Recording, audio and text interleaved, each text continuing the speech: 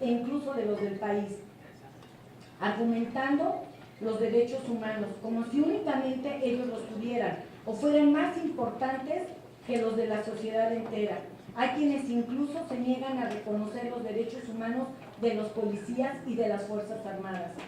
Todos nos indignamos indudablemente cuando vemos a un soldado o a un policía teniendo una conducta inapropiada, pero muchos son indiferentes a las torturas que sufren las víctimas del delito o más aún a las violaciones en contra de un miembro en roles de seguridad.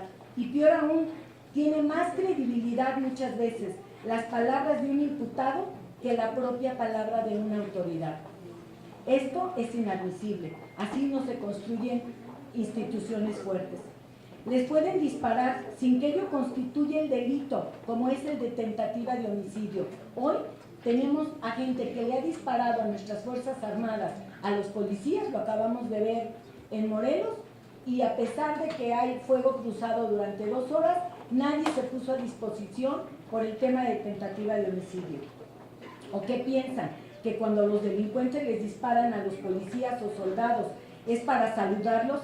No, senadores, es con el fin de aniquilarlos. Estos grupos incluso desarrollan metodologías no solamente en México, sino en el extranjero, de confrontación violenta para dañar a todos, pero principalmente a los que tienen el deber de darnos seguridad y que no son otro que nuestra propia gente.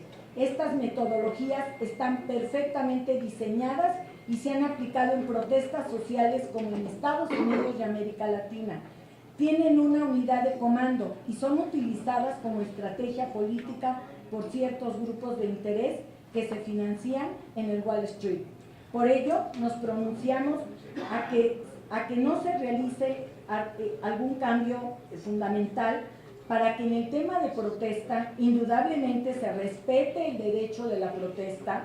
Estamos en favor de que la gente se pueda manifestar, pero lo que no estamos en favor es que el Estado no pueda actuar en contra de las manifestaciones violentas, como las que hemos visto, en las que queman a policías, en las que llegan y queman casas, en las que llegan y queman incluso la puerta de Palacio Nacional, en la que agreden hemos visto cómo los policías de la Ciudad de México y a los de la Policía Federal de verdad les avientan petardos con fuego y no pasa absolutamente nada.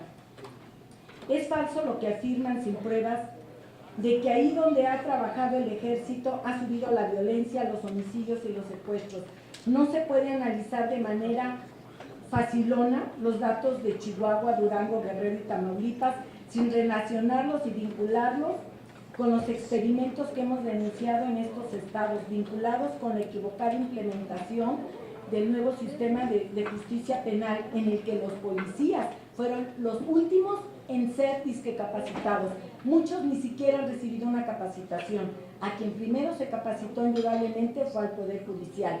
No estamos hablando de que el sistema en sí esté mal diseñado. Estamos hablando de que no tenemos policías que puedan aportar pruebas fehacientes o que no estén contaminadas para que puedan ser valoradas por un juez. No se puede distinguir entre los homicidios que se deben a la guerra, a la llamada guerra del narcotráfico que en Chihuahua produjo la policía, y el hipergarantismo de estas organizaciones que se resisten a ver la realidad.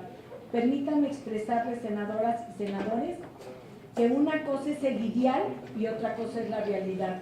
Y hoy nos enfrentamos ante una realidad grave en nuestro país, en la que el crimen organizado y el narcotráfico se ha apoderado de parte de nuestro territorio, en el que se ha cooptado a muchas de nuestras policías y hasta presidentes municipales, lo cual impide la gobernanza, en algunos casos por corrupción y en otros por miedo, aplicando la ley de plata o plomo. Así que mientras esta situación esté latente, es imposible retirar las Fuerzas Armadas de algunas partes de nuestro territorio.